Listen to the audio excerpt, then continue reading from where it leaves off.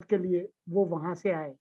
लेकिन जो जजेस हैं, सीनियर मोस्ट काजी फायज ईसा के बाद एजाजुल एहसन साहब हैं, तारिक मसूद साहब हैं, और उसके अलावा तारिक मसूद के अलावा सजाद अली शाह साहब हैं जो 14 अगस्त को रिटायर हो रहे हैं, और एक रिटायर्ड जज साहब हैं सरमद जलाल उस्मानी साहब, वो हैं। और उनके अलावा जो मुस्तकिल जो मेंबर्स हैं उनमें वजीर कानून हैं जो कि पाकिस्तान बार काउंसिल के चेयरमैन कहलाते हैं, और अटारनी जनरल और जो पाकिस्तान बार काउंसिल के नुमाइंदे अख्तर हुसैन। तो ये 4 और 5 की एक तकसीम के नतीजे में जो जज साहब चीफ जस्टिस साहब लाना चाह रहे थे वो मुस्तरद हो गए। अब लेकिन उसके बाद कोई एलामिया नहीं आया, तो मुतजाद किस्म की खबरें आ रही हैं कि जी वो छोड़कर चले गए, इजलास बगैर किसी नतीजे के ख़त्म हो गया। इसका क्या मतलब है? ये काफ़ी अहम सवालात हैं जिनका जवाब मेरे रंगी पास साहब, नहीं। एक सवाल मेरा भी ऐड कर लें। जी मैं अपने इल्म के लिए पूछना चाहता हूँ कि सपोज वो जो 5 लोग हैं वो प्रिवेल कर गए और 4 लोग रह गए, तो क्या वो उन 5 लोगों की राय प्रिवेल नहीं करेगी, या कोई और जजेस के नाम अलहदा से दिए जाएंगे उनकी तरफ से, या उसी दिन फैसला हो जाना चाहिए था उन 5 का जो अक्सरियती राय? फिलहाल तो ये रिजेक्ट हो गए हैं, लेकिन इसका और क्या कानूनी मकसद होगा?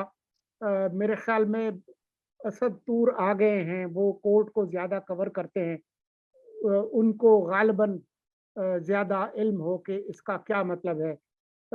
तूर साहब, आपको मेरी आवाज आ रही है? जी सर, मुझे आपकी आवाज आ रही है। आपको मेरी आवाज आ रही है? जी बिल्कुल। ये पूछ रहे हैं तौसीफ भी और दूसरे लोग भी कि ये खबर तो रिपोर्ट हो गई है हर जगह पे कि 4 और 5 की तकसीम से जो जिन लोगों को वो लाना चाहते थे चीफ जस्टिस साहब, वो उसमें कामयाब नहीं हुए।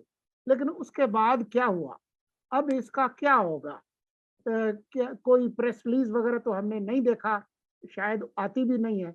लेकिन आ अब गई ये है, जो प्रेस रिलीज आ गई, प्रेस रिलीज अच्छा आ गई है।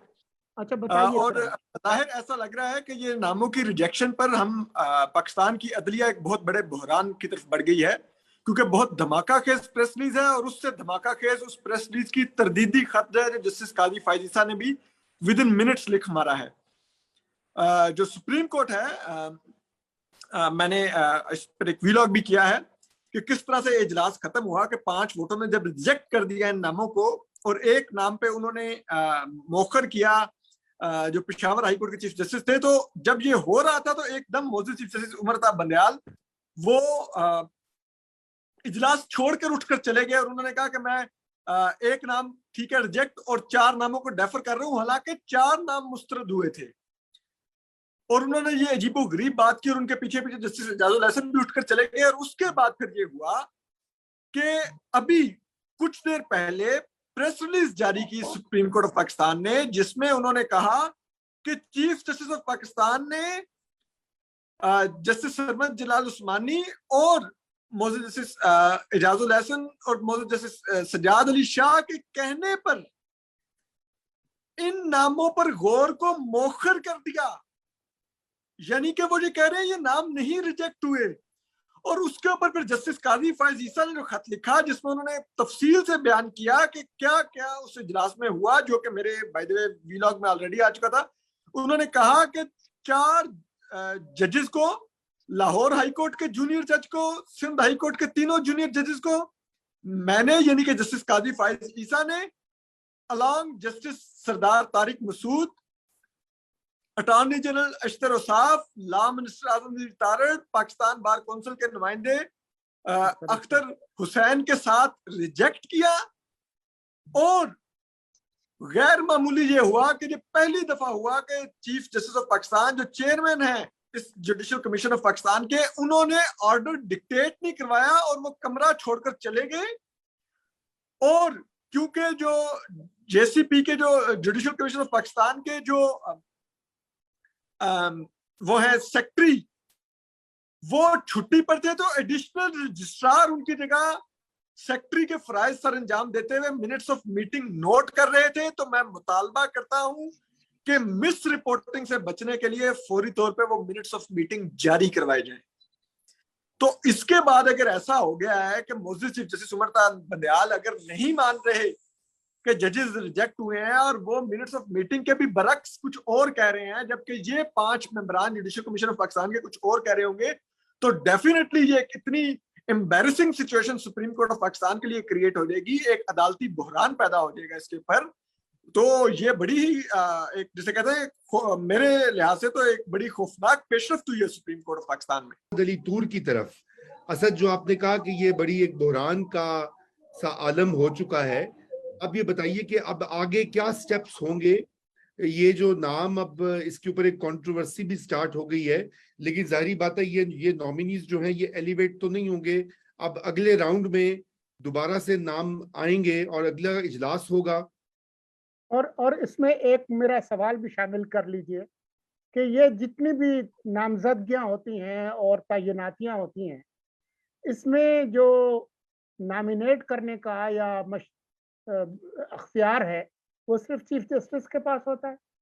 जी, ये सवाल बड़ा है। देखिए, यही वो नुक्ता है जिसके ऊपर एक चल रहा है इख्तिलाफ काफी दिनों से कि जो चीफ जस्टिस हैं वो ही क्यों नामजद कर सकते हैं। मोअज़्ज़िज़ जस्टिस काजी फाइज ईसा बार बार इस पर सवाल उठाते रहे हैं और वो कहते हैं कि सिर्फ चीफ जस्टिस पाकिस्तान का इख्तियार नहीं है कि वो नामजद करे, लेकिन अब तक तो नामजदगियां मोअज़्ज़िज़ चीफ जस्टिस उमर ता बंदयाल ही कर रही हैं।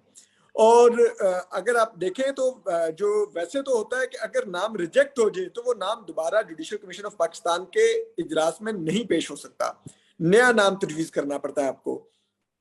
और सिर्फ उस सूरत में नाम दोबारा पेश हो सकता है कि या तो वोट टाई हो जाए यानी कि बराबर हो जाए, या फिर वो नाम कामयाब हो जाए। लेकिन अब यहाँ पर ये हुआ है कि नाम तो रिजेक्ट हुए हैं, लेकिन अगर मोअज़्ज़िज़ चीफ जस्टिस ये कह रहे हैं कि ये नाम रिजेक्ट नहीं है बल्कि ये नाम डेफर हुए हैं, तो अब ये देखने वाला है कि अगर वो इन्हीं नामों को दोबारा पेश करने की कोशिश करते हैं तो क्या होता है।